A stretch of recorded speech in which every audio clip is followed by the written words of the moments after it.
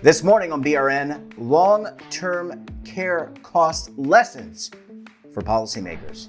And we're going to welcome back to the program Lynn White. She's the CEO and president of CareScout Insurance. Lynn, welcome back to the program. Great to see you this morning. Thank you for having me. It's wonderful.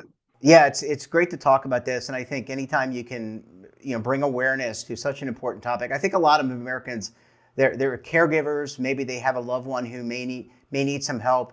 They want to get information, and I think obviously CareScout.com certainly a great place to go. Let's talk a little. I want to shift the conversation because this survey that we were talking about yesterday, so robust, launched in 2004, 150,000 respondents or organizations that participated.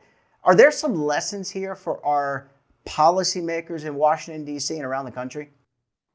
There certainly are. And let me start, Jeff, by clarifying that while we reached out to 140,000 people, the responses came in covering about 15,000 of the facilities. So I wanted to be clear about that. But there is a tremendous fodder for discussion in Washington, D.C. and in states about long-term care. I mean, the demographics are shifting. There are 70 million people who are over the age of 65. And of that 70 million, an estimated 70% will need some type of long-term care service. And we know that every day from now through 2030, approximately 10,000 baby boomers will turn 80. Every day. So those shifting dynamics certainly suggest that there is a need to pay attention in this space. Now, we spoke yesterday about why costs are rising. We've got inflation and labor costs that are really driving up long-term care costs. And when you couple that with the increasing demand from the baby boomers as they age, finding quality care and paying for it can be a challenge. And we know that there are some government programs now that pay for long-term care, but they don't pay for many of the services to the extent and that people will need them. And I think it's important that policymakers and Americans understand what those limitations are. So the need to really have some solutions in this space is critically important, and now is the time. Yeah, you want to plan before you actually get there, rather than we don't want to kick the can down the road, knowing that there's going to be 10,000 baby boomers retiring each year. But let me ask you about the states are the laboratories of democracy. That's often said. There's a lot of interesting initiatives going on, and I'll just bring up one. Washington State, I think, has taken on this issue, and that's to be there are 50 states. But there are 50 departments of aging in each of these states. I just bring up Washington because I think that's an interesting example where they're actually looking at some type of caregiving or some type of pooled solution. I want to get your reaction to that and maybe some of the other interesting initiatives going on around the country. Certainly. In fact, Washington State has implemented a public program that would afford $36,500 increasing with inflation to individuals to cover long-term care services. And there are several interesting discussions going on with that state about supplemental coverage that can be provided beyond the $36,500. That is really critical because $36,500 is a great start, but that doesn't often cover the cost of a long-term care event. Several states have followed. There have been initiatives and at least discussions in California, in New York, in Massachusetts, in Minnesota. Many other states are looking at how they can really enact some programming to help with those expenses.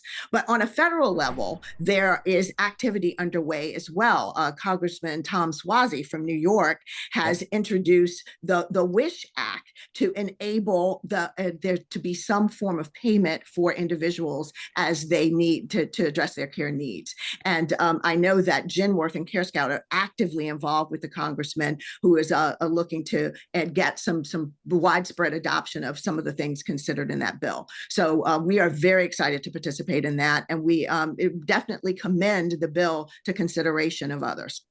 Yeah, I mean, it's certainly, this is just an issue that we're all aging and we've got a demographic shift. It has to be dealt with. I mean, could you, and I think you alluded to this, I mean, you mentioned Representative Swazi and the bill that he put forth. I'm sure he's going to has co-sponsors. But is this a public-private type of solution where, you know, that you need the government because the government can muster resources and have policy, but you need the support of the long-term care provider community, the long-term care insurance community? I would imagine it's public-private working together as it does in so many other industries.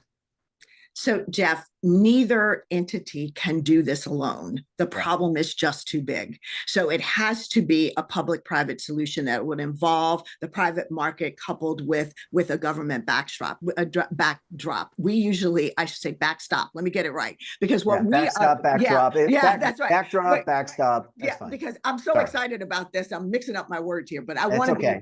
be very, very, very clear about this, that certainly the private market has a role to play. But when it comes to those catastrophic costs, having a government backstop is important. And I think that we're looking to figure out exactly how to work this. I know that Washington Cares provides some coverage on the front end, and there could be some federal program that works to provide some coverage on the back end, with the private market kind of nestled there in the middle. And we just have to figure out the continuum of care to ensure that people have access, and also that they have resources to enable them to get the care that they need in a manner that really honors their humanity. That's something that's very important. I know to CareScout and Genworth that people can age in a way that really affords them the dignity and value that they deserve.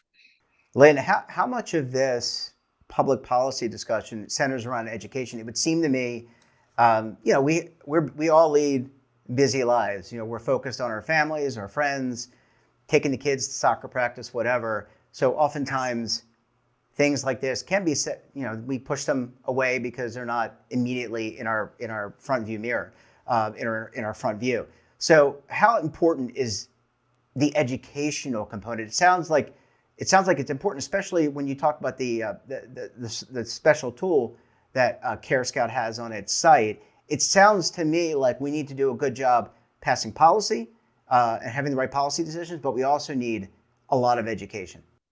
So, Jeff, the congressman's bill contemplates a extensive educational effort, and Genworth and CareScout very much support that, because we think there is so much that misconception and so much that people need to understand. So that if we can get information to individuals about this need to plan, if they can go to CareScout.com and look at the cost of care in their regions, that helps to enable them to think about their plan. We mentioned yesterday the power of a plan. And I know that we've often suggested that people sit and talk with loved ones as they age to understand what their care preferences are and understand what resources might be available to enable those preferences, so that not only the individual, but the support system around them have all of the information that they need to help and refine the plan, refine the plan, and then to execute the plan when the time comes.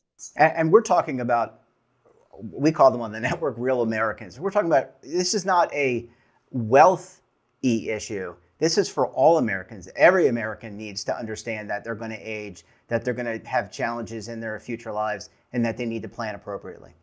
So the entitlement, the right to age with dignity, knows no socioeconomic level.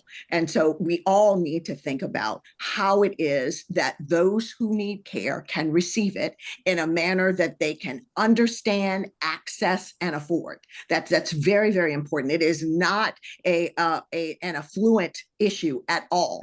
And I think because the costs are rising so dramatically, we need to ensure that there are areas or places where people in middle income families can access this care. And that's really important. And of course, we have Medicaid that helps with some people in lower income environments, but we want to ensure too that the quality of the care really is commensurate with the value that we want to show individuals as they age. Yeah. Well, Lynn, great work. Really appreciate you coming on the network in 2 consecutive days. And we look forward to having you back on the program again very soon. I am happy to come anytime, Jeff, and we really thank you for putting these very important messages out there and making them available widely. It's a wonderful program and service that you're offering. Thank you, Lynn. Enjoy. Have a continue great work on your end as well. Thank you. You be well. And don't forget to subscribe to our daily newsletter, The Morning Pulse, for all the news in one place. Details, of course, at our website. And your subscription helps underwrite all this great BRN content. And we're back again tomorrow for another edition of BRN. Until then, I'm Jeff Snyder. Stay safe, keep on saving, and don't forget, roll with the changes.